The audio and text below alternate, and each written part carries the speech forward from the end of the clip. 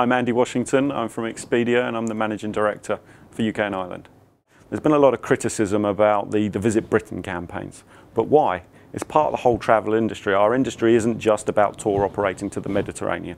It's about global travel, and if a customer wants to go to Borneo or if they want to go to Bognor Regis, then let's fulfill that. Everyone has different desires and different needs and goes again back to where is the consumer demand. So domestic has been growing. A good example of that is London. Who could have foreseen the amazing passion coming out of Britain this year from the Olympics, from the Jubilee, and London bookings are just, well, over 100% up for the rest of the year. There's passion, there's pride, and the people coming into the UK trying to experience that. And that's quite unique for any Olympic destination. Usually there's a 12-month dip in volumes because people think it'll be expensive and there'll be already people going there. The other thing is, again, back to how do they book? Mobile, tablet, desktop, all the different forms and different platforms, moving away from the high street. The high street's not dead, but you will see more and more people, particularly as generations grow up. I get quite scared when my 3-year-old little boy can open an iPhone and ring his nan up, and he's only 3. So if that generation can do that, they're going to be booking online, and it's not difficult to know that that will be the future of travel in terms of booking and finding the information and interacting with consumers. Long term, we'll be investing in our platforms, in our technology, but in the consumer as well. It's not just about having a website. I often consider websites to be historically a shop window, and you have a search wizard, which is like the travel agent behind the counter in a shop, and then you have the window, which is the merchandising elements. But we need to make sure that that's more interactive, that it understands customers, and it's not just this plain site that people click and it's very cold. People want to know where they want to go, or they want to be inspired, but it's not just about a search engine anymore. It's about making sure that you interact with the customers and give them what they want, or if they don't know what they want, inspire them and tell them, here's some options for you. Have you ever considered this? People like you like this sort of stuff. And we see that a lot in retail on the internet anyway with the likes of Amazon.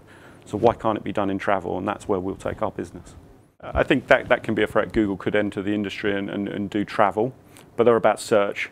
We're a booking engine, but at the same time we work very much hand in hand with Google. We work with TripAdvisor, we work with lots of partners out there because it's all about the customer. And you have to think about, I'm not just building a travel website here, I'm thinking about what does a customer want to do? Where do they want to find the information? How do they want to book? When are they booking? Where are they booking to? And featuring everything that they require, but at the same time matching demand. The whole industry really has to be about where is the consumer demand and fitting that. Maybe in the past it's all been about I'll build a website or I'll build a tour operator and I'll force this product on people and make them book it because that's all we're going to offer them. We're trying to turn that around to say, what does the consumer want, and we'll go and fulfill that. Yeah, so domestic has been very, very important, and because of the exchange rates, Europe. The Far East in terms of flying is growing. We see the debates about Heathrow and, excuse me, we see the debates about Heathrow and the capacity out of Frankfurt into China versus what there is from Heathrow into China.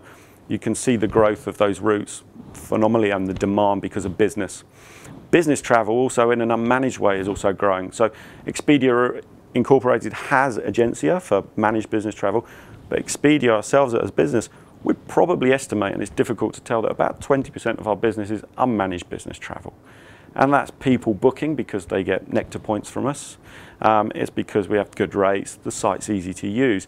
But you will find more and more people now are able through their corporate policies to book the best price or the best product where they see fit. And if they can get Nectar points from us, that's a bonus to them. I think the industry as a whole has to look at the atoll legislation and what it means and why is it different across the board. If I book through one partner, whether that be a low-cost airline, I don't necessarily get bonded if I book for it. It's confusing for the customer. This is supposed to be a scheme to protect the customer, but they don't have a clue what it means or when they're protected or when they're not protected. They think they book with an ABTA agent, that protects them. They're becoming more savvy to atoll. They are starting to understand it, and we see that from our consumer research. But if you ask someone, are you bonded? Are you covered? What are you covered for? I don't think they'd have a clue.